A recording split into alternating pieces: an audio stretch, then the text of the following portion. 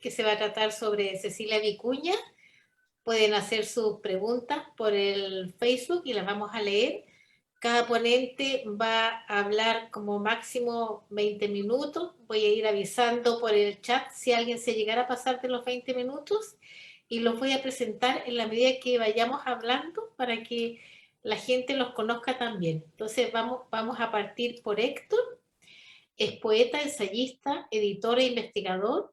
Trabaja la noción de poéticas críticas para referirse a su modelo de trabajo con archivos, documentos y obras cruzando la filosofía, la literatura, la historia conceptual, pero también para distinguir ciertos corpus anómalos, complejos, totales, que son leídos como poéticas críticas. Tal es el caso de Cecilia Vicuña, de quien el autor tiene una investigación inédita titulada El archivo multidimensional de la obra de Cecilia Vicuña. Los artículos, constelaciones nacionales e ideas en torno al diario estúpido de Cecilia Vicuña. Inédito este último también, con quien además realizó un conversatorio en la Pontificia Universidad Católica de Chile en marzo del año 2016 sobre los diversos aspectos de su obra literaria y visual. Adelante, Héctor, por favor. Muchas gracias, Magda. Un gusto saludarlas a todas, todos, a esta mesa también tan bonita. Como les comentaba por interno, estoy en Colombia y que entonces que es una tierra que también recibió a Cecilia. Ella estuvo acá, hizo escuela, entonces no puedo estar más vicuñesco que nunca. Así que yo voy a comenzar a leer el texto que tengo. En mi vida he visto decenas de exposiciones, instalaciones, obras de arte, quizás centenas. Sin embargo, lo que sucedió el martes 6 de agosto del 2019 en el Centro Cultural de España me tiene aún con la cabeza en otra parte. El arte ya no puede consigo mismo, y si no es hacia su afuera, entonces también implosionará. Cecilia Vicuña lleva más de medio siglo de silencioso, constante y original trabajo. La presentación de su proyecto Minga del Cielo Oscuro, creo, es la pieza final o la que le da un sentido mayor, superlativo, literalmente cósmico a todo lo anterior. La obra interdisciplinaria es el resultado de una residencia artística uigur a la que fue invitada, que tiene que ver con el natural cauce entre el mundo ancestral y astronómico.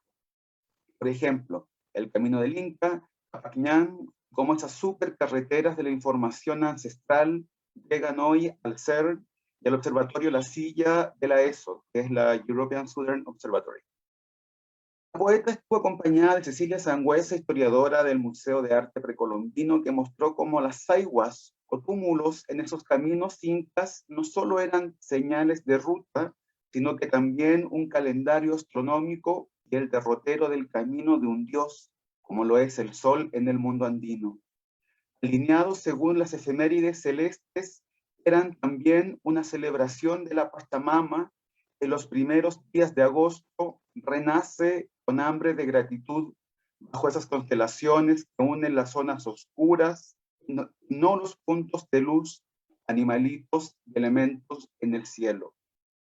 Por su parte, el astrónomo Claudio Melo, que de igual modo estuvo en la mesa, se conmovió y habló sobre lo mismo desde el lado duro de las ciencias. El Homo sapiens nunca ha dejado de mirar las estrellas, y quizá ese sea su comienzo y su final. Los incas y los astrofísicos son exactamente lo mismo. Tuvo que ser Cecilia Vicuña quien desde la poesía nos recordara la importancia de la materia oscura en el cosmos. En el lenguaje son los significados que están vaciados en cada una de las palabras de cualquier idioma, como si cada una de ellas fuera un cuerpo celeste.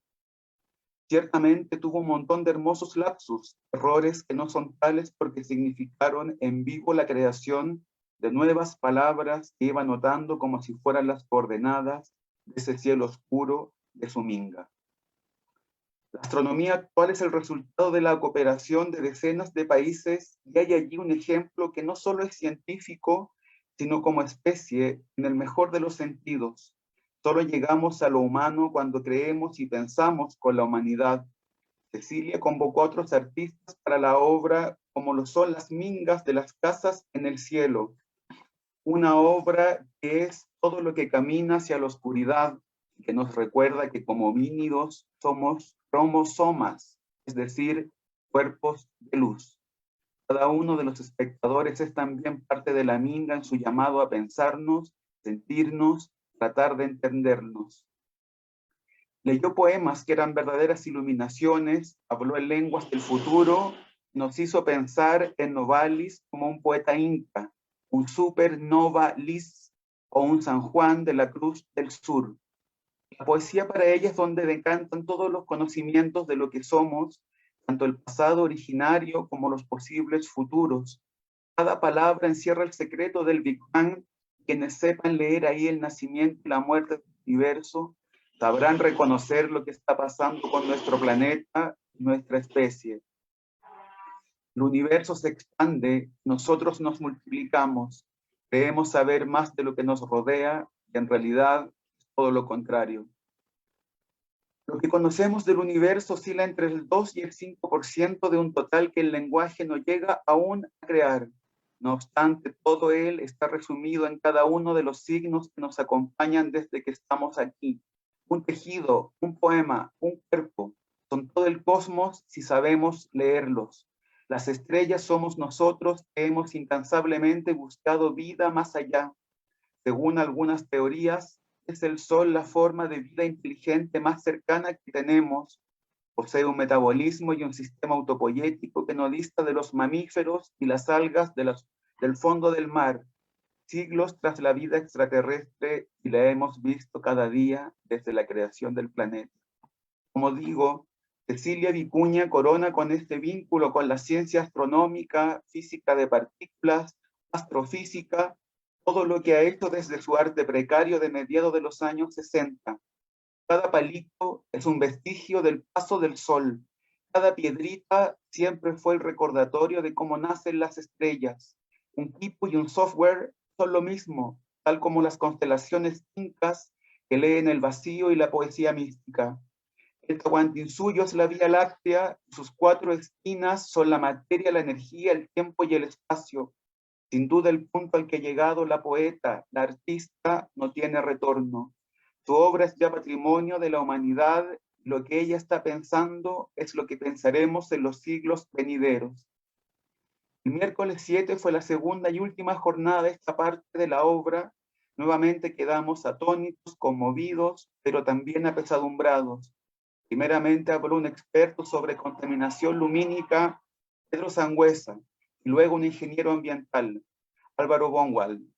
Su sentencia nos dolió de una manera inimaginable. La noche está muriendo por la cantidad de luz en las ciudades, carreteras, campos. La oscuridad con la que hemos visto las estrellas durante milenios desaparece y también todo lo que está en el cielo sobre nuestras cabezas. Incas y mapuches, astrónomos y poetas, la noche a la que en todo el planeta se ha observado, cantado, amado y temido, ya se pierde entre las luces artificiales que no cesan de multiplicarse. Los carteles publicitarios y las iluminaciones de seguridad son propiedad de la muerte. Nuestros ojos están perdiendo los bastones que son los receptores de la oscuridad y que tienen una directa relación con la producción de melatonina que regula funciones vitales del cuerpo humano. Muere la noche, mueren nuestros ojos, como si fueran lo mismo desde uno y otro lado del universo. También dentro de nuestro cuerpo hay una noche, también está muriendo. Desaparecen los astros y las células, desaparece el sueño ante la exposición de la luz fría y produce cáncer en mujeres que pasan extensas jornadas en talleres o fábricas bajo la explotación no solo lumínica. La melatonina es clave en activar la depuración y sin ella más toxinas nublan nuestro día a día. Somos animales también de luz. Hay especies como las ranas endémicas de Chile que no comen y se reproducen con luz, o aves que se desorientan y llegan a lugares donde no hayan alimento. Mamíferos como murciélagos o roedores controlan las plagas y son parte esencial de los ecosistemas y también mueren. Ningún estudio de impacto ha pensado en ellos. Plantas, flores, vegetales que reaccionan a la fotosíntesis de igual modo se han visto modificadas. La claridad y lo oscuro son el ritmo del universo, de la vida, de los cuerpos. La luz ha enceguecido a los humanos y estamos yéndonos a negro como especie. Destruimos a la naturaleza también con nuestra contaminación lumínica. Dijo el especialista que somos un virus nocivo al planeta. Dijo que la teoría de la evolución es una mentira. Dijo que no hemos evolucionado, sino que la especie del homínido que somos actualmente asesinó a las otras para subsistir. No nos ganamos la sobrevivencia, sino que acribillamos al resto. Quizá aquí está la esencia del capitalismo, del poder, de la civilización de muerte que hemos creado. Hemos saturado el planeta de nosotros, nos replicamos como esa maldita luz artificial, luz azul, LED. Lo que iluminamos es para vigilarnos, para destruir. Nuestra seguridad es la agonía de las otras especies, es el triunfo del miedo.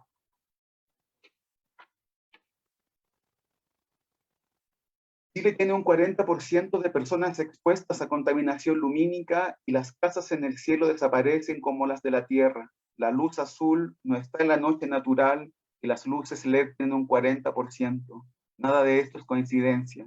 No solo la temperatura del calor cambia la arquitectura, los paisajes, la circulación, sino que acaba con todo. Lo satura de una incandescencia para que no veamos la belleza, no la entendamos, no lloremos de emoción.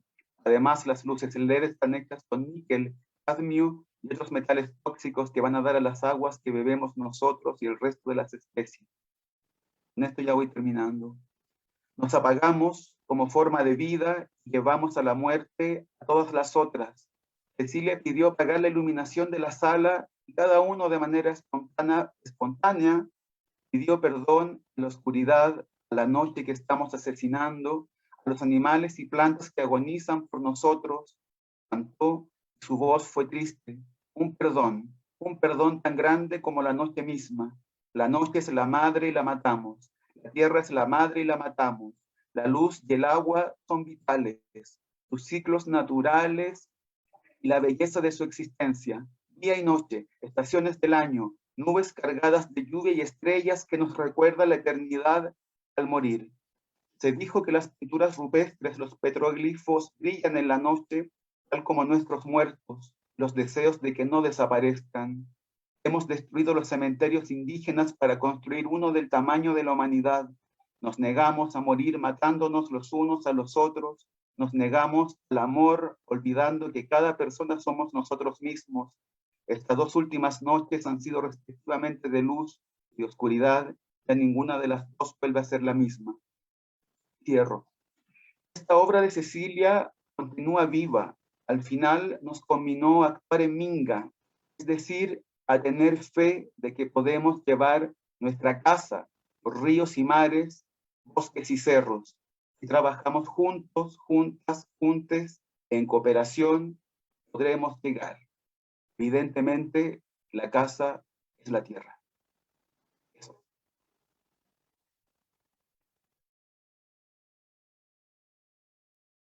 Muchas gracias.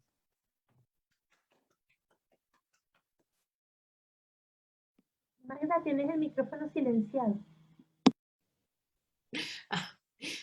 Muchas gracias, Héctor, por tu presentación con el tema de la noche, un tema tan poético. Damos paso a Nicolás Alberto López, que es abogado, actualmente es estudiante del programa de doctorado en literatura de la Pontificia Universidad Católica de Valparaíso, es becario de posgrado de esta última casa de estudios. Sus intereses de investigación se enfocan en la poesía chilena reciente, las humanidades ambientales y las relaciones entre derecho y literatura. Adelante, Nicolás, por favor. Muchas gracias, Magda.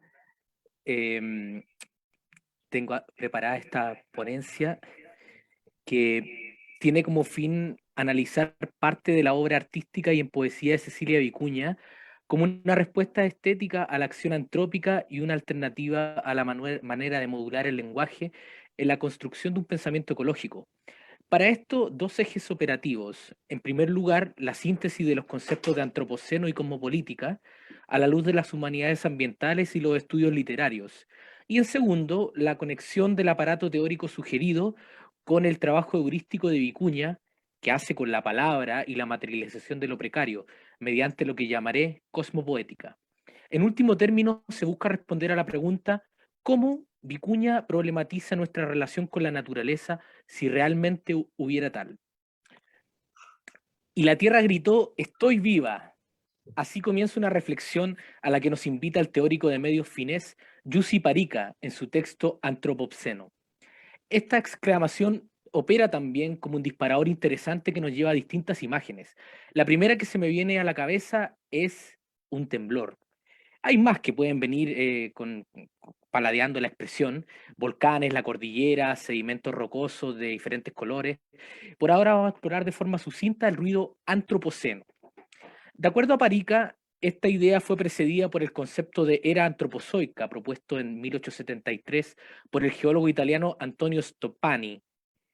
Cabe decir que la geología surge como disciplina entre los siglos XVIII y XIX. Entonces, con lo de Stoppani hay un antecedente, al menos científico, para resaltar en la vinculación del ser humano con la Tierra. Por otra parte, Antropoceno sitúa su origen conceptual en un texto del año 2000 del geólogo Paul Crutzen y el biólogo Eugene Stroemer. Antropoceno, según eso, tiene un origen al interior de la ciencia exacta. Aquí estamos hablando solo en términos conceptuales, lo mismo con la geología. El ser humano excavaba, explotaba la Tierra hace miles de años. Entonces, antropozoico y antropoceno, sin perjuicio de la no despreciable cantidad de nombres que se disputan al caso, coinciden en la toma de conciencia de la irreversibilidad de los procesos que involucran a la naturaleza y a la acción del ser humano. Sin embargo, la diferencia radical entre antropozoico y antropoceno radica en la apertura analítica de este último concepto, como área de estudio a diferentes disciplinas. De esta manera, como un tiempo de la Tierra donde el ser humano es ya más un agente de cambio y devastación geológica, queda el desafío de abordar el problema ya no con los mismos medios, sino con un trabajo mancomunado a otros saberes. A ello es posible hacer unas localizaciones temporales que nos permitan dar más luces de esta agencia. De acuerdo al historiador bengalí Dipesh Chakrabarty, en el Antropoceno nos atribuimos como especie una fuerza a una escala parecida a la que hubo en aquellos tiempos en que se produjo una extinción masiva de especies. Pero, ¿dónde comienza esto? En los estudios sobre Antropoceno, o es arranque o es aceleración de los procesos de deterioro y extinción de especies. Desde el Neolítico, con la agricultura, a la máquina de vapor patentada por James Watt en 1784, hay síntomas a escala que elevaron los niveles de impacto e influencia humana en la Tierra. Hay otra fecha que me interesa resaltar que está indirectamente relacionada con el Antropoceno. En 1866, el naturalista alemán Ernst Haeckel publica Morfología General de los Organismos. Y en este trabajo se utiliza por vez primera el término ecología, de la unión de dos vocablos griegos que son oikos y logos. Por lo tanto, una ciencia del hogar, del hábitat. Oikos en ese sentido nos remite a un centro a cuyo alrededor se organiza la vida misma, una unidad donde se hace posible el habitar. Y aquí es posible saltar de oikos a una unidad mayor que sería cosmos, si queremos abarcar mucho más. Esto es lo que viene ahora. En la antigua Grecia, Diógenes de Sinope tensó el concepto de polis con el de cosmopolita. Aclaro que cosmopolitismo no se relaciona con cosmopolítica. Para Stengers, el cosmos no supone un objeto sobre el que recae la acción política, no siendo al fin y al cabo una idea particular. En contrario, el cosmos se presenta como un operador de igualdad. Y es precisamente esto lo que abre el horizonte relacional a la exploración y tejido de un mundo común, pero que en lo eventual involucra ontologías divergentes. Por otra parte, según Latour, la presencia de política en cómo política resiste a la tendencia en que cosmos significa una lista finita de entidades que considerar. Cosmos protege contra la clausura prematura de política y a la inversa, política contra la clausura prematura de cosmos. Con todo, Stengers afirma que hay una agencia sobre el conjunto, de tal manera que el pensamiento colectivo se construye en presencia. La agencia es la base de un hacer con otros en una constante reconstitución del sistema mismo. La preocupación de la cosmopolítica, más que un orden que mágicamente resuelve los problemas, está en tensar la ecología política, sugiriendo una etoecología que pueda relacionar todas las vidas posibles que cohabitan el planeta. Latour traspasa el concepto clásico de naturaleza con el de Gaia. Con este se espera cambiar la forma como los seres humanos ven, quitándolos del centro, sumado a una consiguiente, reducción de su actividad en tamaño, alcance y significancia. En definitiva, si el cosmos es un operador de igualdad, como plantea Stengers, es probable trabajar el antropoceno entre actitudes, relaciones y actividades de cuidado entre las diversas formas de organización humana.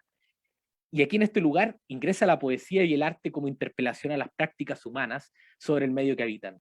Los inicios de la obra de Cecilia Vicuña se pueden remontar a 1966, con la escritura de su diario Estúpido. Y en ese año, como ha declarado en varias oportunidades, brota esta conciencia de la poesía, de lo precario, las palabras armas como ejes creativos. Ahora bien, las condiciones de posibilidad de una obra dependen del medio y entorno en que se desarrollan. En 1971, prácticamente en paralelo a la celebración de la primera conferencia de Naciones Unidas sobre el medio ambiente, Vicuña preparó la primera publicación de Sabor a mí y además efectuó la muestra otoño en el Museo de Bellas Artes de Santiago, Chile. Los tropos con énfasis en la ecología se dan, por ejemplo, en el poema Ecólogo Barbitúrico, que está en Sabor a mí. Doy lectura. La nueva ocupación más delicada del siglo debemos ofrecer a nuestros hermanos y amigos, la de preservador natural, perseguidor de contaminadores, plantador, arbóreo ilustre, flor de los abismos infernales, predicador de pobrezas dignas, y el control de la reproducción, santo juguetón, alimaña clorófila, amador de especies y animales, alquiler del asma, muñequito que odia el smog. Fin de cita. En el otro extremo está vestir un salón de la institucionalidad artística, el museo, con hojas secas. Estos dos trozos de la obra de Vicuña componen el grado cero de lo que yo llamo su cosmopoética, o si se quiere, su proyecto cosmopoético multimedial. Más adelante, en el cortometraje ¿Qué es para usted la poesía?, de 1980, Vicuña entrevista a distintas personas en las calles de Bogotá en torno a esa pregunta. Tal vez con el afán de rastrear una diversidad y un núcleo en las reflexiones diversas, digamos, de la gente. El resultado es una cultura oral que puede ser el hilo de la poesía de todos los tiempos o una incisión en la geografía afectiva que la poesía revela. En ese lugar posible de lo que no se completa, hay un destello, un resplandor donde la poesía puede ser percibida o canalizada en cualquier tiempo y espacio, un instante que vendría a ser prepoético y por tanto prelingüístico. La naturaleza de la poesía, aquí presentida, jamás aprehendida, como se desprende del fantástico poema El Cuásar, un texto de otros versos luminosos del acto creativo que sigue hablándonos. Inicio de cita. Era su no ser nada aún, su not yet, lo que me atraía. Su ser casi un borde, un a punto de suceder. En ese estado me mantenía, buscando una forma antes de la forma. La forma no nacía de la idea, era la idea desvaneciéndose. Fin de cita. Además de los materiales con que Vicuña desarrolla su trabajo creativo, lo precario como incompletitud ingresa en los márgenes de su comprensión de naturaleza. De esta manera se conforma un tropo de fragilidad ante el entorno en que la vida tiene lugar, y la vida entendida como la vida de todas las especies. Y aquí está la potencia poética y artística de Vicuña, en el tránsito en lo que se obtiene, en sus palabras, por oración, inseguro, apurado, escaso. Así como puede llegar una ola que se lleve nuestras esculturitas precarias, también puede llegar un derrame de petróleo o un contacto con la radioactividad nuclear. La poesía es ir a buscarnos al animal, en el manantial que se mueve por la lengua de este, parafraseando un poema de Vicuña. Cada ulular de las aguas es el viaje entre las palabras y los procesos biológicos. La vibración del ulular es lo que no termina de suceder ni de empezar. La tentativa está en la punta de la lengua. En un texto de Precarius de 1983 se ajusta esto. La materia prima estaba ahí, esperando ser vista como una forma de oír, un sonido interior que obliga a realizar esta o aquella unión, una pluma ladeada, un trofeo que vuela. Fin de cita. Retomo el motivo que resuena en Ecólogo Barbitúrico y en la pluralidad de símbolos o perspectivas probables detrás de la instalación otoño. Hasta aquí se puede establecer una apertura de los conceptos que caracterizan al estudio antropológico, y aquí me refiero a la distinción entre cultura y naturaleza, muy puntualmente. Hay una anotación del 9 de noviembre de 1984 con la que Vicuña comenzó el proyecto que dio origen a su libro La Vicuña, de 1990. y ella expresó una pequeña cita. La tierra llama, la Vicuña andina habla por mí. Soñé que una red blanca y radiante envolvía la tierra como un cristal. Labios y manos se fortalecían tejiendo. Una palabra ignota, una forma desconocida empezaba a vivir. Nacía en la tierra la convivencia y la conmoción. Fin de cita. Una idea similar a partir del con se recoge en Instant y tú, publicado en 2002 y en 2004. Otra cita. Conjugar, dice la lengua, no subyugar. Fin de cita. La cosmopoética también implica la co-constitución de los márgenes de una lengua y su tendencia a buscar relaciones de correspondencia y colectividad. La tierra, con todo, pareciera no dividirse, sino que los seres que la habitan son divididos por ella. En los textos Palabrar Más, de 1984, y La Vicuña, que ya aludí, se produce, más que una apertura en su horizonte creativo y de materias primas para poetizar, una profundización de los vínculos de su quehacer artístico y poético con las culturas andinas, guaraní y en menor medida la maya. Precisamente eso es un segundo estadio en lo que yo llamo cosmopoética, toda vez que el texto funciona como un operador de igualdad en la taxonomía de Stengers. ¿Por qué? Acá la poesía y el arte de Vicuña pueden leerse ya no como lo que se lee habitualmente, sino como antropología o ecología, profundizando en el cosmos, y el oikos también, e integrando visiones contrapuestas de cultura y naturaleza, en particular con los principios de culturas ancestrales e indígenas, produciéndose más que un encuentro valorativo de la diversidad, una problematización de las costumbres, prácticas y acciones derivadas de la amalgama occidental que diferencia cultura de naturaleza. Y en ese sentido es relevante lo que señala el antropólogo brasileño Eduardo Viveiros de Castro. La naturaleza puede ser la cultura de los otros. La distinción entre naturaleza y cultura puede ser también una puerta de entrada a la atención de las relaciones entre sujetos y objetos cuando son vistos por el derecho, por ejemplo. A propósito del medio ambiente y la forma como el pensamiento occidental se vincula con los animales no humanos. Como el ecólogo barbitúrico, amador de animales y especies. En este caso no se trata de ver cuánto de ecología hay en la obra de Vicuña, sino cómo ésta contiene en su pensamiento literario y artístico un pensamiento ecológico propio. Y de esta manera es ver cómo esta obra se proyecta en el tiempo. El pensamiento ecológico apunta a desmontar la estructura e implica un modo de vinculación diferente, otro afecto político que puede hacer sustentable el vínculo con las formas de vida que cohabitan en el planeta. En el modo de lectura que cambia, leer la obra de Vicuña como una cosmopoética significa tomar el trabajo creativo como una especie de binocular o un zoom al detalle de estos materiales con los que se compone, o sin más, los que están ahí, a disposición para el proceso creativo. Esto como una forma de extender la atención que se le da al entorno, a la tierra en que habitamos, una comprensión abierta que este sea un mundo compuesto de muchos mundos, un pluriverso en la idea de la antropóloga peruana Marisol de la Cadena. Por aquí es importante preguntarse, ¿cómo otras culturas aún perviven pese a los influjos colonizadores e imperialistas que han sucedido a lo largo de siglos y siglos? Finalmente, ¿qué le hace la cosmopoética de Vicuña al lenguaje, a los procedimientos y operaciones artísticas, a las condiciones de posibilidad de un pensamiento ecológico en el antropoceno? Tal vez baste que en lugar de conmocionarnos y llorar digitalmente con la quema de un monumento como la Catedral de Notre Dame, por dar un ejemplo resonante, nos importe perder un río, como en la carta que Cecilia Vicuña le escribe a la entonces presidenta electa de Chile, Michelle Bachelet, una carta del 20 de mayo de 2006 a propósito del proyecto Pascualama. Un extracto y ya voy cerrando. La vida es el agua y el agua es la memoria. Por el agua vivieron y murieron nuestros ancestros. Por el agua vivirán los que vienen. Pero si el cianuro permea los valles, el aire y el agua, esa será la memoria que perdurará. Fin de cita. Para cerrar, una pregunta abierta. ¿Necesitamos un nivel de shock semejante al de un trauma ecológico como ese? Muchas gracias.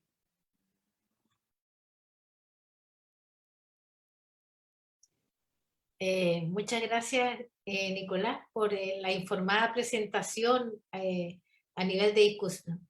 ¿No se escucha?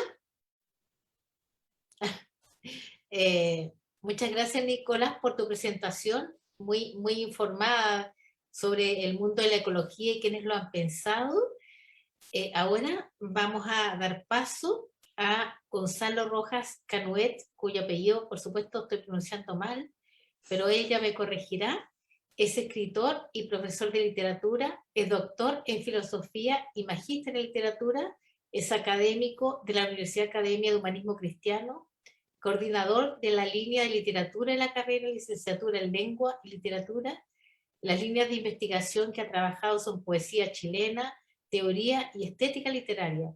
Ha publicado varios artículos sobre literatura chilena y se distinguen en su producción 2 libros: El paradigma estético masivo en la literatura chilena de finales del siglo XX y Poesía sobre poesía, ensayos de poetas chilenos.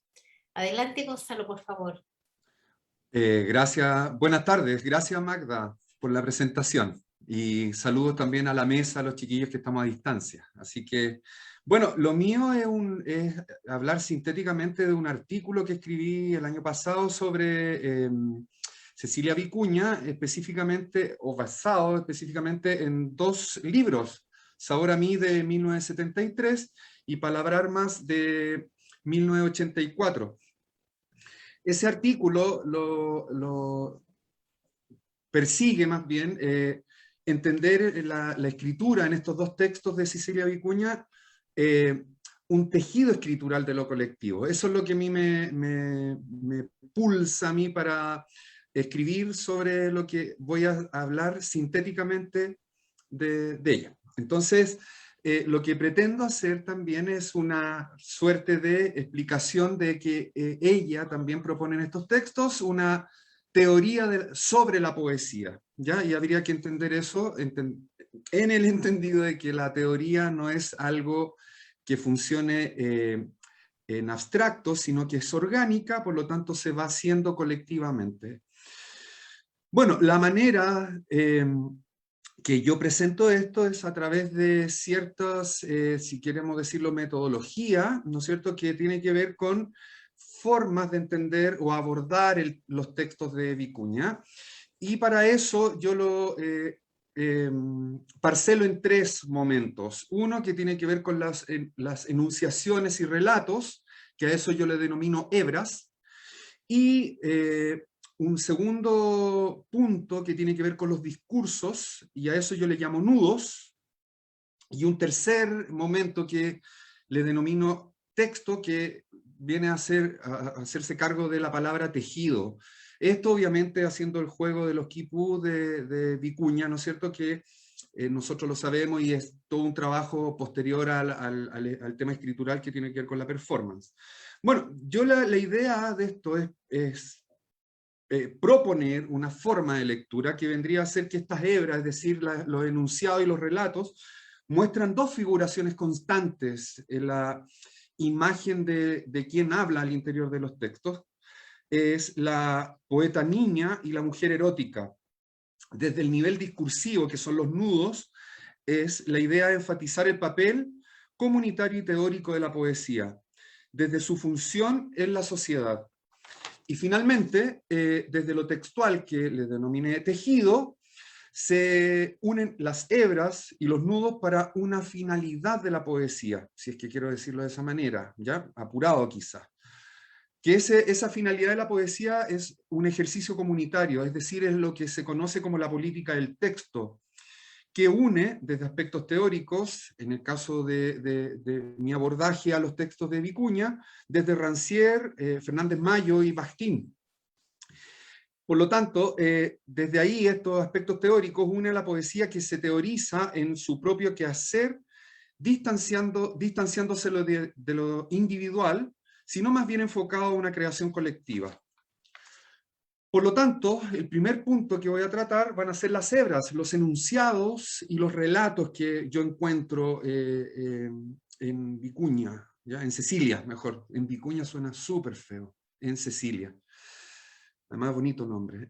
La poeta niña, yo la ubico, ¿no es cierto?, en este juego que hace de palabras con la sección adivinanzas, que me imagino la conocerán.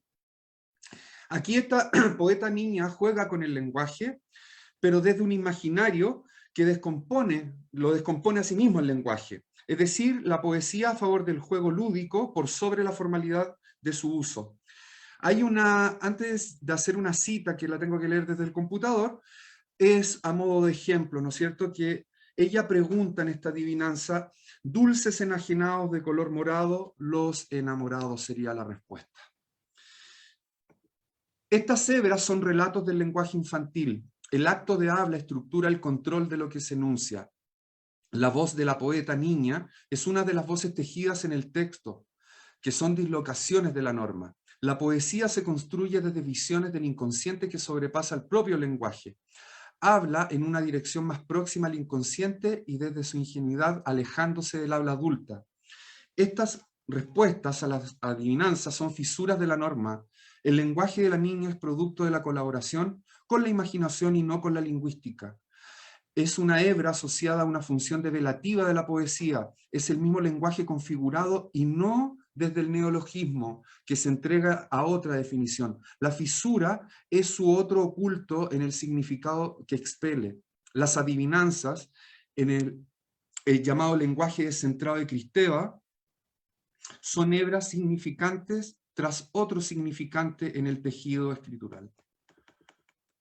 Es un lenguaje colaborativo es un lenguaje colaborativo con el impulso imaginario. La función de esta poeta niña es leer las palabras desde una educación sentimental, aportando al lenguajeo más que a la norma. El poeta, en este caso, en general, estoy hablando de poeta en genérico, y en este caso Cecilia, apropia y desapropia las palabras de las cosas. Por lo tanto, desde este punto de vista, la mujer, la poeta niña, ¿no es cierto?, tendría esta caracterización. Por otro lado, he nombrado como hebra, ¿no es cierto?, la imagen de la mujer erótica, la cual yo me refiero a que esta figura, ¿no es cierto?, o figuración, mejor dicho, indica el pulso libidinal como motor de la escritura. Para eso, yo quiero nombrar lo siguiente.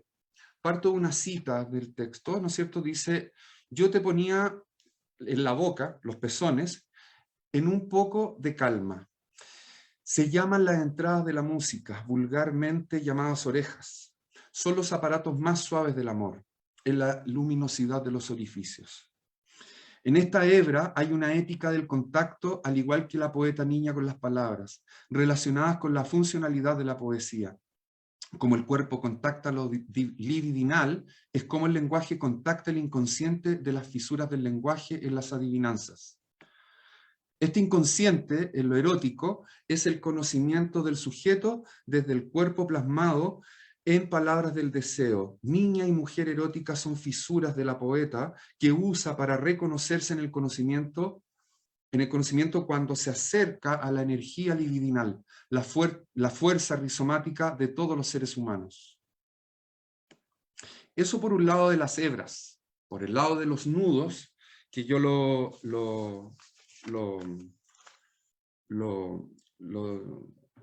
asocio al discurso que hay, ¿ya?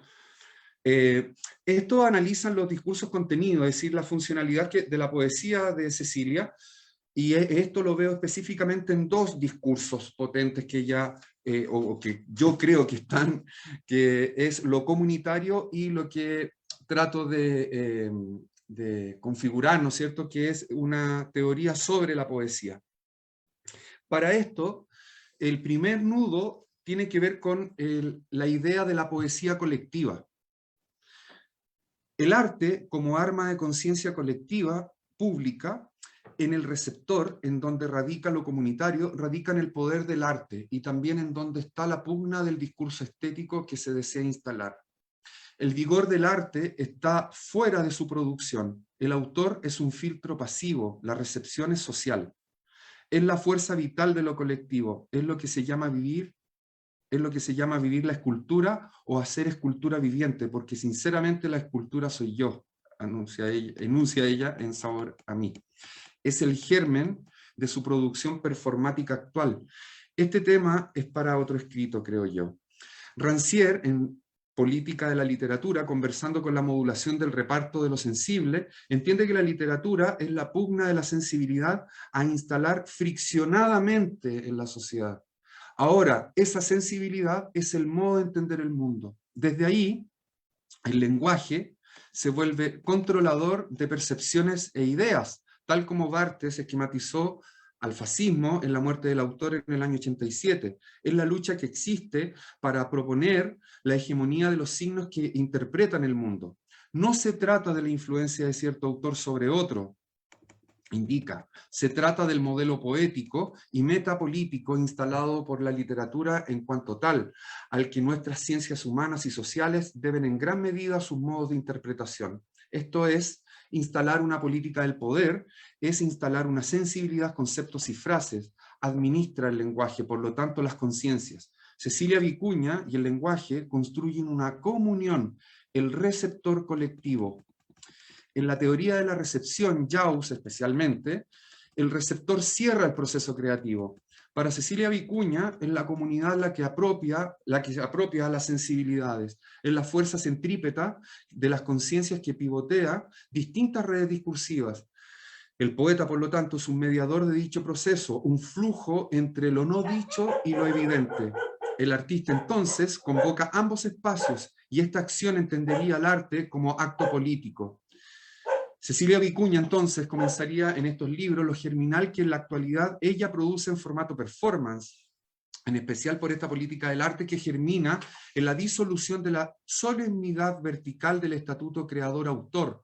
Solo es un intermediario. Como dice ella en el Palabrar Más, el lenguaje es vibración. Está fuera del uno, se matiza lo múltiple. La poesía educaría la sensibilidad para crear desde una renovación de lo vertical. En palabras de Spinoza, esta escritura se elabora desde las pasiones alegres. Esto es fundamental en el contexto que Cecilia Vicuña expone en estos textos, ¿no es cierto?, específicamente contextualizados desde el golpe de Estado en adelante, el cual quiebra y provoca una crisis en el otro, el dictamen desde la verticalidad suprema, la que sería la instalación de la monología estatal hasta hoy, en Chile. Crea un narrador vertical y el individuo por sobre lo social, el uno por sobre lo múltiple.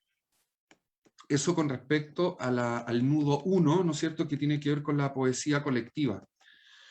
Y el nudo 2, que hace referencia a los aspectos teóricos de la poesía.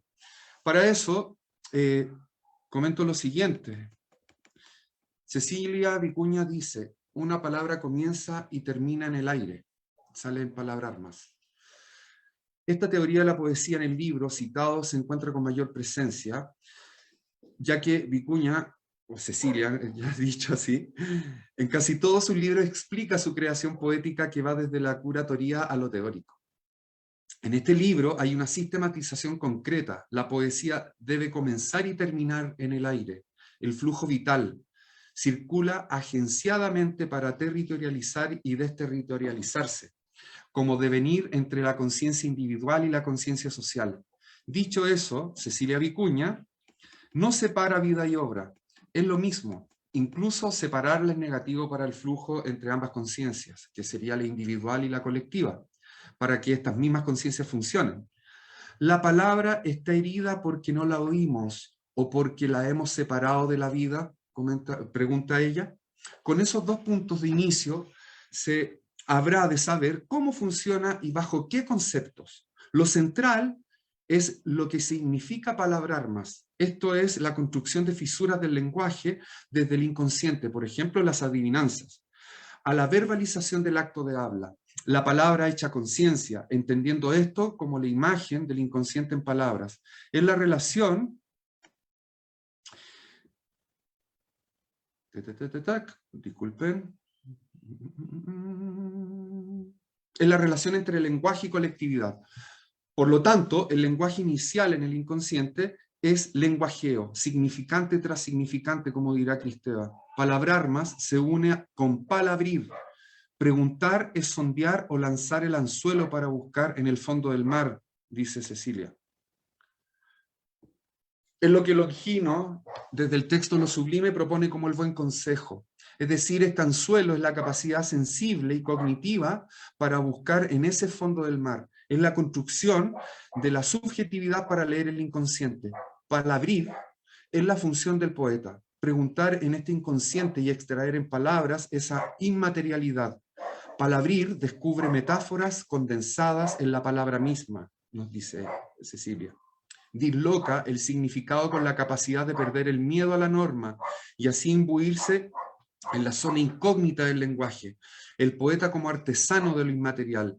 Lo anterior propondría la metodología a seguir la función de la poesía, que sería la transmisión del lenguaje como función humana. Es la imagen en acción, la cual une la tensión entre memoria y pérdida. Esta última es la renuncia al significado, la ignorancia del sentido articulador del lenguaje. Esto provoca ver las palabras al revés, es rever o ver otra vez. En conclusión, nosotros como sujetos nos construimos desde el lenguaje y por lo tanto desde el inconsciente rearticulamos lo consciente. Como dice Cecilia, una historia de las palabras sería una historia del ser, pero este texto no es más que una meditación que avanza por fragmentos y sugerencias desde la imaginación.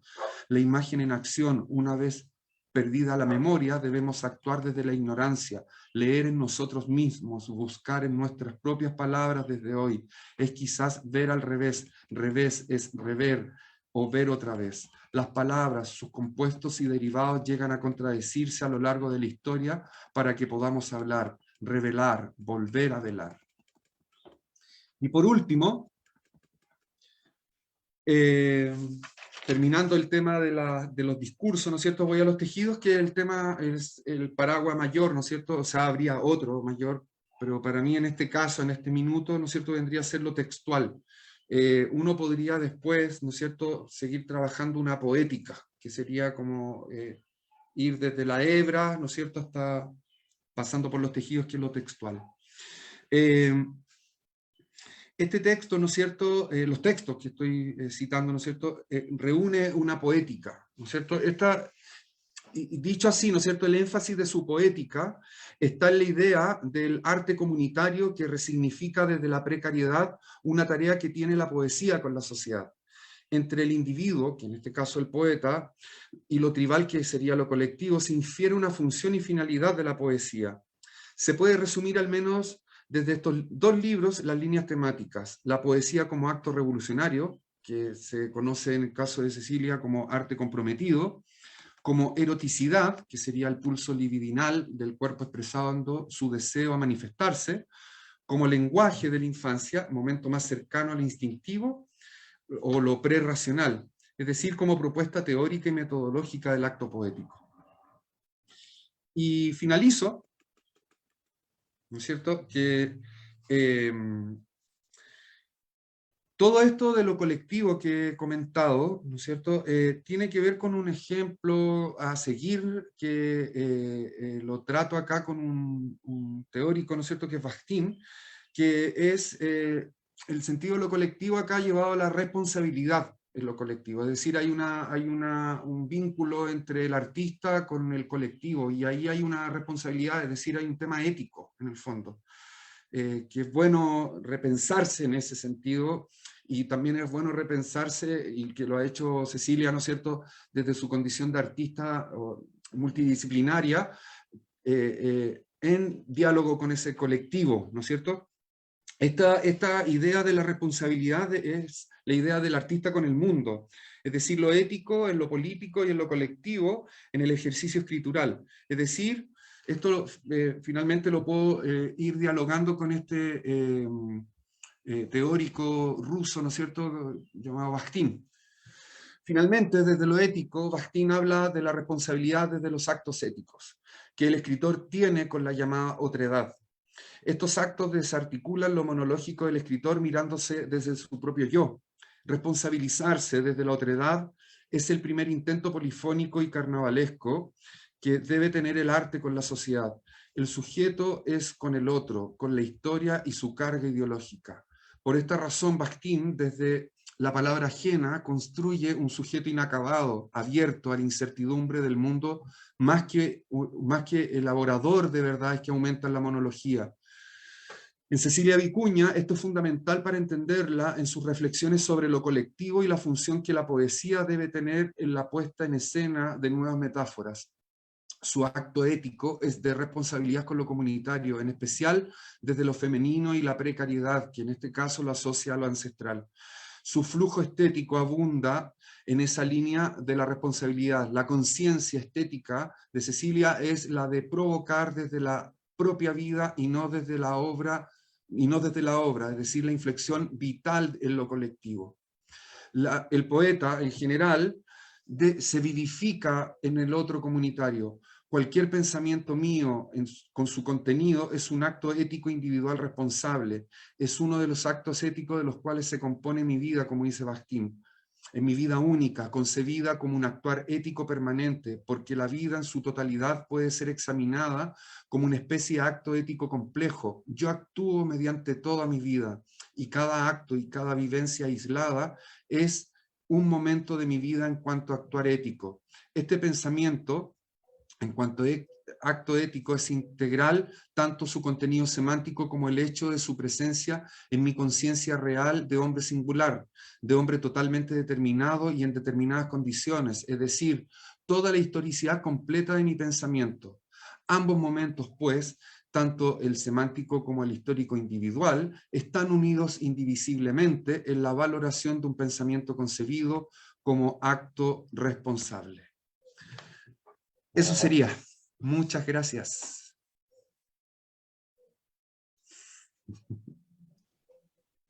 Muchas gracias, Gonzalo, especialmente por poner atención en un género poético que es tan central en la literatura chilena como la adivinanza. Muy interesante eso. Ahora vamos a escuchar a Zenaida. Ella es doctora en literatura y teoría de la literatura, magíster en literatura hispanoamericana contemporánea y filóloga, docente e investigadora en el Instituto de Literatura de la Universidad de los Andes, Chile, donde se desempeña como profesora asociada en el ámbito de la literatura chilena. Ha desarrollado investigaciones en torno a los grupos Trilce, Tribunó y Café Cinema, así como los cruces escriturales que se dan entre la obra de Juan Luis Martínez y Raúl Zurita. Sus líneas de investigación están referidas por un lado a las vanguardias literarias y sus relaciones interdiscursivas con otras manifestaciones artísticas, y por otro a la obra poética de Gabriela Mistral, de la cual realiza un trabajo filológico de recopilación, cotejo y fijación textual. Es autora del libro Palabras ya escritas, relecturas de la nueva novela de Juan Luis Martínez, y dirige la Cátedra de Literatura Chilena de la Universidad de los Andes. Adelante, Zenaida, por favor. Gracias, muchas gracias. No puedo estar más feliz de pertenecer a esta mesa, no puedo estar más feliz de estar en este simposio. Quiero empezar dando las gracias, por supuesto, porque no puedo imaginarme lo duro que ha sido para Marián y para Francisco organizar este simposio online, en estos minutos donde todo se nos hace nuevo, pero al mismo tiempo todos tenemos que adaptarnos a la nueva vida. Y por la misma razón pedir disculpas por no haber estado tan conectada. He seguido las transmisiones casi que en diferido constantemente, porque la Universidad de los Andes, a la que yo pertenezco, es una de las pocas que actualmente está completamente presencial. Por lo tanto, yo estos días he estado yendo a la universidad, haciendo clases presenciales, cosa que para mí es una maravilla haber vuelto a hacer. Por otro lado, estoy encantada y maravillada de esta dulce y maravillosa coincidencia de que sea Magda Sepúlveda quien dirige esta mesa. En el año 2016, una época, un año coincidente en el que Cecilia Vicuña hizo muchas cosas en Chile, Magda Sepúlveda fue una gran mentora para una Zenaida Suárez que iniciaba de alguna manera su carrera en Chile, con un postdoctorado en la Universidad de Chile, con un postdoctorado que se refería a los grupos Trilce, Tribuno y Café Cinema, donde ella sin ninguna duda aceptó ser parte de un conversatorio con Cecilia desde momento desde el cual yo considero a Magda una mentora para mí, desde antes, pero ese fue como el botón de nácar de esta mención. Y por otro lado, hace un par de años atrás también fuimos con Magda, presentando ella la mesa a LASA en Perú, donde yo leí lo que era el inicio de la conferencia que hoy voy a dar. Que ha ido desarrollándose, que ha ido avanzando, que ha ido creciendo y que después de este simposio espero sacar ya como artículo a propósito de los quipu de Gabriela Mistral. Entonces no puedo estar más feliz de que seas tú, Magda, ¿verdad?, quien dirige esta mesa, y no puedo estar más feliz de los compañeros que me preceden, a los cuales me uní, ¿verdad?, porque ahora yo puedo ser mucho más concreta, ya me puedo deshacer de la teoría y puedo vincularme mucho más con la parte emotiva de la obra de Cecilia Vicuña. Además de eso, y por otras razones que son mucho más íntimas, quiero dedicar estas palabras de hoy a Andrés Baldwin, hermano de Paula Baldwin, mi compañera de trabajo, en forma de oración. Quizás después les pueda contar por qué. La presente ponencia está atravesada por las líneas de una evolución poética artística que recorre la resituación estética que Vicuña genera, llevando con sus performances quipu el arte desde un espacio cerrado y elitista hasta, pasando por la ciudad y la naturaleza, la fusión trascendental, única y retórica de hacer salir y devolver la esencia artística desde hacia su propio cuerpo, única y retórica de hacer salir, perdón, dando forma a la cosmopoética que ya explicó Nicolás López, que supone todo su trabajo literario, pictórico y performático. Dividí la ponencia en dos partes. La primera, sacar el arte del museo, historia inicial de Cecilia Vicuña. La obra de Cecilia Vicuña, nacida en Chile en 1948 y residente en Estados Unidos desde 1980, supone un desafío de amplias proporciones para la crítica literaria y artística. En la confluencia de los distintos modos de representación que la artista elige para dar forma a su proyecto, podemos encontrar escritos palabra, escritos híbrido, canto, pintura, acciones de arte y video. Todos esos modus operandi se hibridan y fusionan en la construcción de un creatix mundis que, al modo de los grandes grupos contracanónicos de los años 60, abandera el compromiso social y político como parte de una cultura tribal y social, de la cual son indisociables dos espacios específicos que ella suele elegir como lugares de representación: el río Mapocho y la ciudad de Santiago, que va a metaforizar en cuerpos y estructuras donde conviven el pasado ancestral y la historia actual. Me explico. En 1958, en Colombia, el nadaísmo nace de la mano de Gonzalo Arango. En esa época, en Santiago de Chile, una niña de 10 años llamada Cecilia visualizaba palabras que años más tarde palabraría y adivinaría como partes de un enigma mayor que es la vida.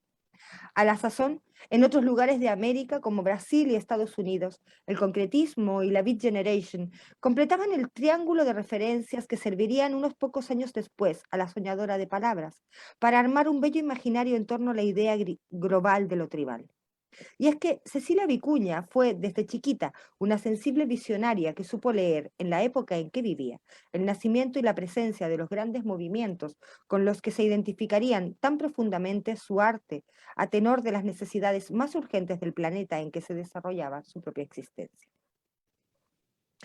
En 1967, Cecilia Vicuña crea un manifiesto artístico que se llama No Manifiesto de la Tribuna. Paradójico título para un texto que da vueltas en medio de una espiral de negaciones donde afirma, confirma o nega afirma las filiaciones poéticas, literarias, artísticas y políticas que la circundan y conforman. No menos paradójico resultará el hecho de que este no manifiesto fuese escrito antes de que creara la tribuna que lo asimilaría.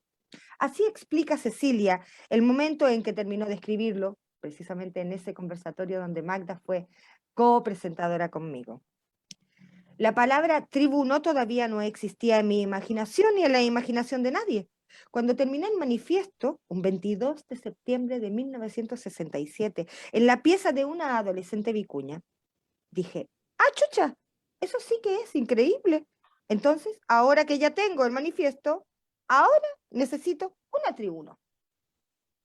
Esta tribu no giró inevitablemente en torno a las acciones de Vicuña, y sus preocupaciones estéticas oscilaban entre la pintura, la música, la poesía y la performance.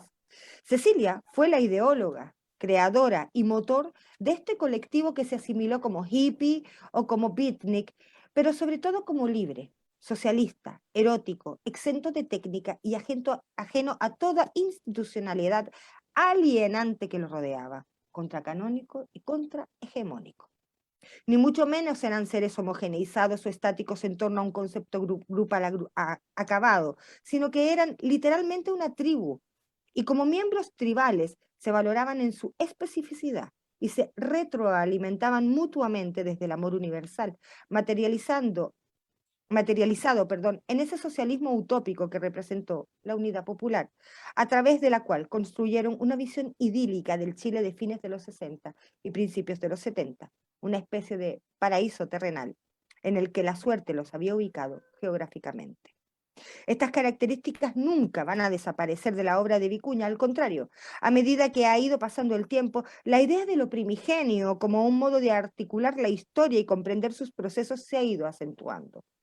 Y es que, al margen de lo colectivo, Cecilia trabaja desde siempre con las ideas que manifestó en aquel cuarto de niña donde creó su no manifiesto.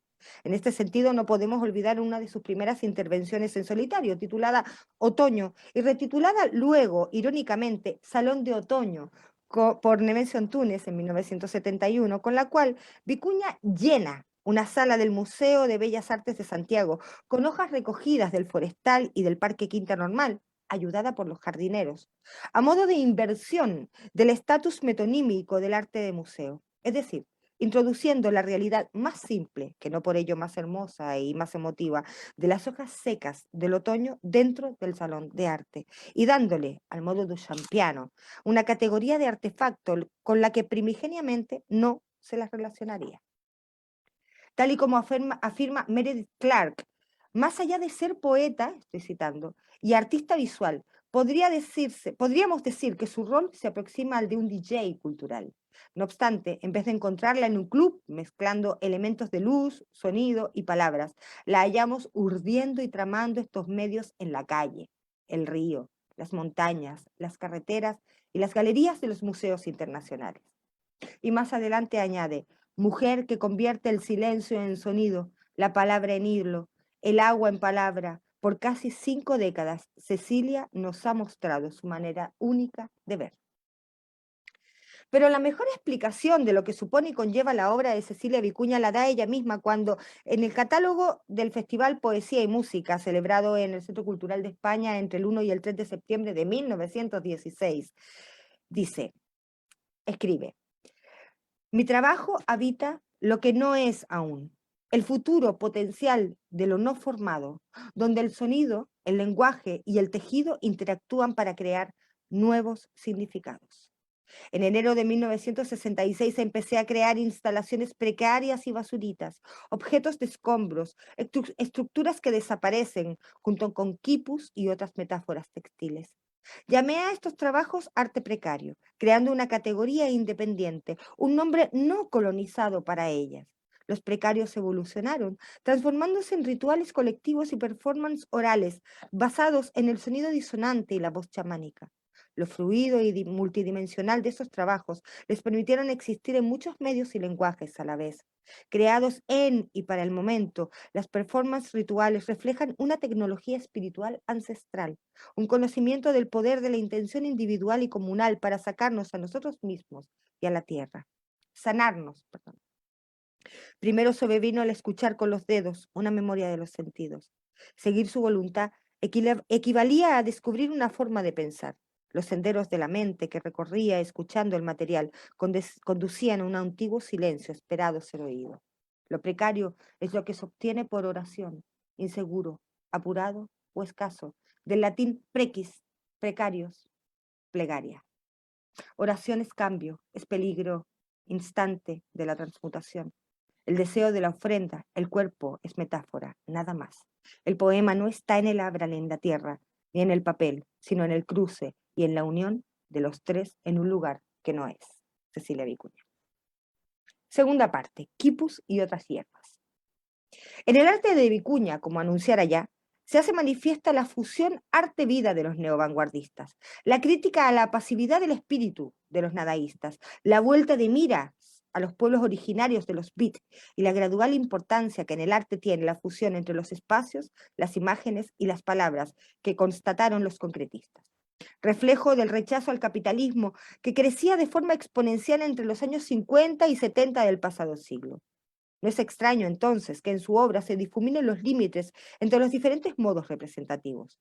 Todo es uno y todo apunta hacia la homogeneidad y a la no discriminación, hacia el uso de temáticas íntimamente emparentadas con el germen natural de la vida, que encuentra concreción en el amor a la tierra, en el respeto por los pueblos originarios, en la pulsión hacia el erotismo y, sobre todo, en el flujo natural de lo femenino, desde el cuerpo físico hasta la abstracción emocional.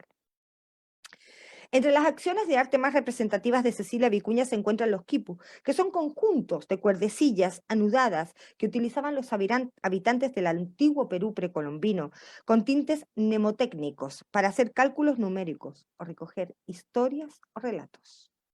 Los quipus de Vicuña se hacen eco de un dolor y suelen ir acompañados de un texto, a veces cantado a modo de rito y otros como poema o narración, que al darles voz los ayuda a significar, entrelazando los elementos conformadores de la obra vicuñana en un todo y demoliendo las estáticas barreras que nos empeñamos en ponerle al arte. Uno de los quipus más conocidos de Cecilia Vicuña fue el quipu menstrual, que en 2006 le dedicó a Michelle Bachelet y que acompañó de una carta a la exmandataria que empezaba así. Querida Michelle, yo no pude votar por ti. Desde la destrucción del antiguo registro electoral en Santiago no he podido volver a inscribirme. Por eso voto de otro modo. El día de la elección subí a la cordillera, donde nace el río, e hice un gran quipu menstrual a 2000 metros de altura, en un cerro frente al plomo. Un quipu dedicado a ti, a tu triunfo, para que tú y las mujeres recordáramos la conexión entre la sangre y el agua. Soñé que tú serías la conciencia de esa relación. En este quipu, el flujo o fluir de lo femenino es sangriento y doloroso, como los cuerpos ensangrentados y adoloridos que sufren en el mundo y son representados por el caudal del río Mapocho, recorriendo la ciudad de Santiago, como las venas recorren el cuerpo. Pero no es un cuerpo cualquiera. Ese Santiago es un cuerpo con memoria de agua, con recuerdos de un pasado que ahora sirve como motor de creación.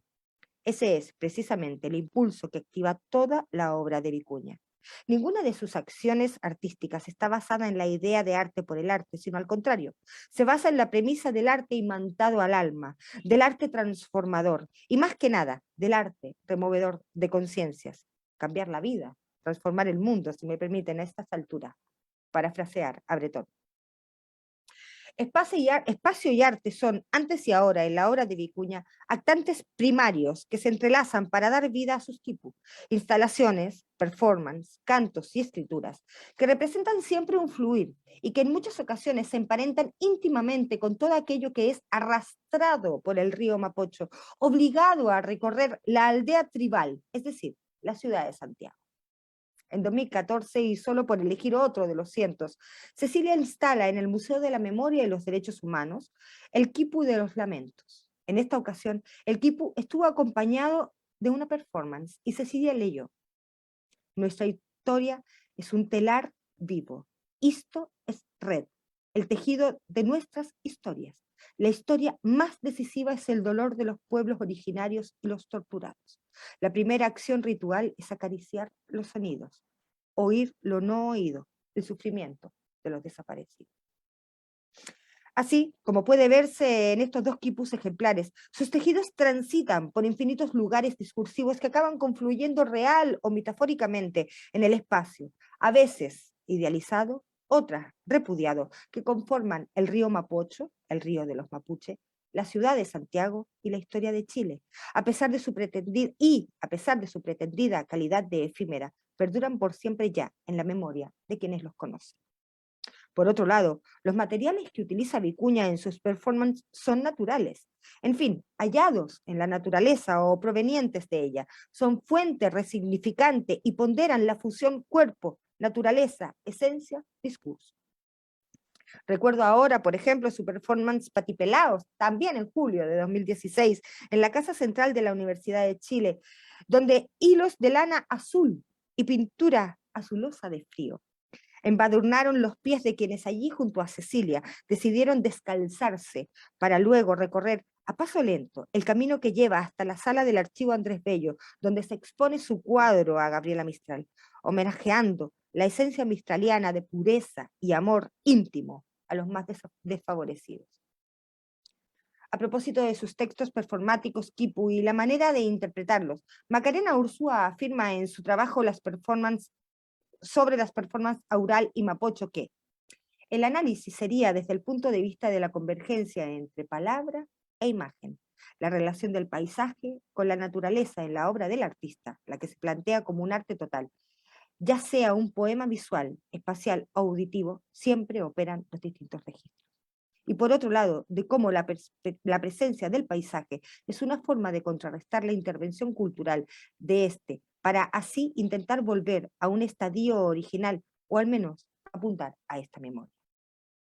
Así, para ir terminando, ciudad, naturaleza y cuerpo, como espacios resignificantes del arte precario que bautizara Vicuña, son utilizados como soportes de un diálogo intercultural, íntimo y tribal al mismo tiempo, con los ancestros, con la historia de Chile, con la esencia de la mujer que un día, siendo niña, soñó las palabras armas para decir lo que aún no estaba dicho, quizá pensado, quizá realizado.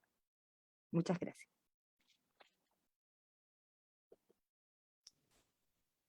Muchas gracias, querida Zenaida, también muchas gracias por lo que dijiste. Me honra tu opinión porque tu trabajo académico es destacado y también es un honor para mí estar en esta mesa que está totalmente dedicada a Cecilia Vicuña, que no han merecido el respeto suficiente. No sé si alguien quiere hacer una pregunta de los asistentes. Viene el Facebook, todavía nos falta una pregunta. Celi, ¿tú quieres hacer una pregunta? Ya. Ah, no. No quiero hacer una pregunta, quiero hacer un comentario que se me olvidó, y es que precisamente Magda Sepúlveda fue la primera crítica literaria que habló sobre Cecilia Vicuña. Y eso también me hace sentir honrada de que seas tú precisamente la que modera esta mesa. No podía dejar pasar ese pequeño gran detalle. Y gracias, Magda, por tu trabajo, que siempre ha sido iluminador para todos.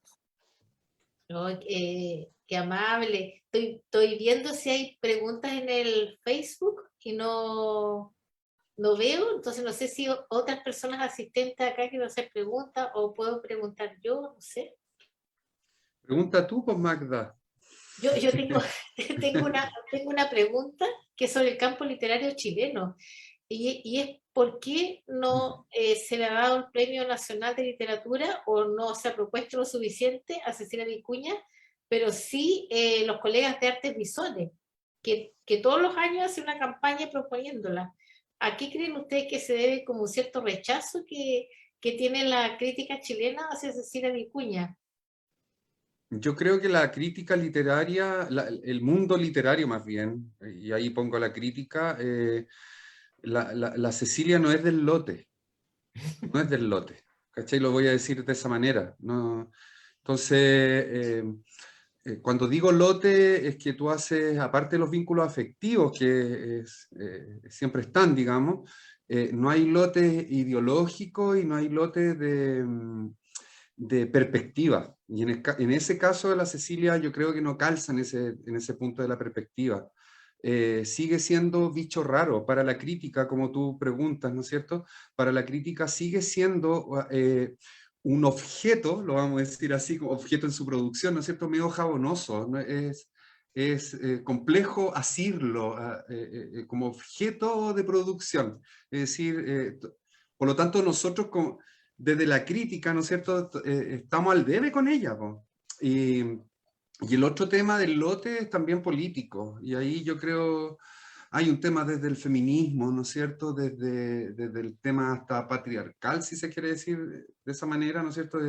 Ella, lo digo porque ella escribió en los 70 estas cosas, entonces no estoy poniendo estas cuestiones, estas palabras para la galería, sino que lo estoy diciendo desde ese minuto ella está hablando de eso. Entonces, obviamente, fue el bicho raro nomás, po. Es la oveja negra, es la cabra chica desordenada del curso, po, ¿cachai? Entonces, yo creo que desde ahí ella en su mundo, ¿no es cierto?, no ha sido comprendida, que es re feo decirlo así, pero más allá de eso, yo creo que estamos al debe de entender a la producción de la Cecilia. Y yo creo, y si algún día me topo con ella, es preguntarle estos traspasos de formato artístico. O sea, no sabemos por qué, pero la intencionalidad que ella tiene como productora de sus propios objetos artísticos. Eso. Fuertes palabras las de Gonzalo, interpretando el campo cultural como un campo en donde hay lotes. Yo también comparto un poco eso, y uno podría entrar ahí también en temas de clase, en ese lote. Sí, pues. Podría entrar a decir, seguir ese hilo, pero Zenaida también nos quiere comentar acerca de por qué no. O sea, ¿cuál es tu lectura, Zenaida, de por qué no ha entrado tanto en nuestro campo? Sí, y no estoy tan de acuerdo con Gonzalo. Precisamente mostraba, ¿verdad? Fíjense que desde escribir en los bordes, ese simposio tan importante de escritura feminista que se hace en los años 80 en Chile, ya Cecilia Vicuña fue analizada, estuvo presente. Yo no creo que haya habido una invisibilización a propósito de la obra de Cecilia Vicuña en absoluto. Creo que las razones son diferentes. El año pasado, Gonzalo recordará, quizá tú, Magda, recordarás, el Nico recordará, no sé si supieron Francisco y Marián, hicimos un simposio, perdón, un encuentro a propósito del Premio Nacional, donde precisamente se tocó el tema de la mujer, ¿verdad? Y donde en algún momento salió también el nombre de Cecilia Vicuña. Y a Cecilia Vicuña, y ella lo sabía, le jugó en contra salirse de Chile. Es muy fácil echarle la culpa al campo cultural, es muy fácil decir es que no la quisieron, es que no, pero la realidad es que Cecilia Vicuña prefirió abrirse a otros campos y por lo tanto es muy difícil concretar, ¿verdad? Notar la visibilización. Es más fácil notar la visibilización o notar la esencia de una poeta como Carmen Berenguer, es más fácil notar la presencia de una poeta como Rosa Betty Muñoz. Estoy nombrando las que han sido postuladas al Premio Nacional. Es mucho más fácil notar la presencia de una Elvira Hernández que de una Cecilia Vicuña. No es culpa de nadie, no es culpa de la Cecilia, no es culpa del campo cultural. Es algo que de forma natural, igual que los propios textos de Cecilia Vicuña, se da. Es difícil hacer algo que no está constantemente haciendo presencia. Y la obra de Cecilia no está constantemente haciendo presencia en Chile, porque hace presencia en lo tribal, hace presencia en lo universal. Sería maravilloso que alguien por fin se diera cuenta de eso, de cómo Cecilia Vicuña agarra lo propio, lo concreto, lo pueblerino, digamos, del Chile, y lo hace universal. Pero es tan difícil. ¿Quiénes ganan el Premio Nacional? No solo en Chile, en el resto del mundo. Los que elevan el concepto de patria. Cecilia Vicuña eleva el concepto de lo tribal, de lo universal. Es más difícil asir desde ahí un concepto de lo nacional. Y como digo, no es culpa de nadie. No es culpa de la Cecilia, no es culpa... La crítica sí trabaja a la Cecilia y debo defender en este sentido a la crítica literaria. Sí hemos trabajado a la Cecilia Vicuña, hemos publicado sobre la Cecilia Vicuña, a la saga de Magda, a la saga de Foxley, a la saga de otras autoras que se han dedicado a ella, la misma Carla Córdoba. El problema no es ese, es que no hay problema. La cosa es, digamos, que es más difícil concretar que hay una Cecilia Vicuña que está destinada a ganar el premio nacional y a representar a Chile, porque Cecilia representa lo universal. Y ojalá todos representáramos lo universal. No es ni una defensa ni una culpabilización, es como una especie de explicación del por qué. Yo quiero explicar el por qué. Pésima explicación, pues, Zenaida. Hay dos explicaciones entonces. La otra me parece también interesante, este hecho de irse de Chile. O sea, ¿qué es lo que pasa cuando alguien se va de Chile? Dos entradas para esa respuesta. Vamos a... Yo tengo una que no es explicación, en realidad son un montón de conjeturas posibles, estaba tomando apuntes las cosas que se me iban ocurriendo en realidad, y claro, uno puede decir que no está, que sí está, que el campo cultural, y también problematizar el estatus del premio nacional, los premiados, la estructura del premio, a qué obedece, el hecho que se dé por una cuestión consuetudinaria a una persona, entre comillas, del mundo de la poesía y luego a una persona del mundo de la narrativa o a veces que gana uno un ensayo. Todo eso también uno puede someter a examen ese régimen de los premios, pero dentro de las conjeturas que a mí se me ocurren, por ejemplo, ¿cuál es la presencia de Cecilia Vicuña en el imaginario poético, digamos, de las generaciones que vienen, en el 80, en el 90, en el 2000, en las promociones de poetas más jóvenes de, digamos, 2010 o ya inaugurando esta nueva década? No, tranquila.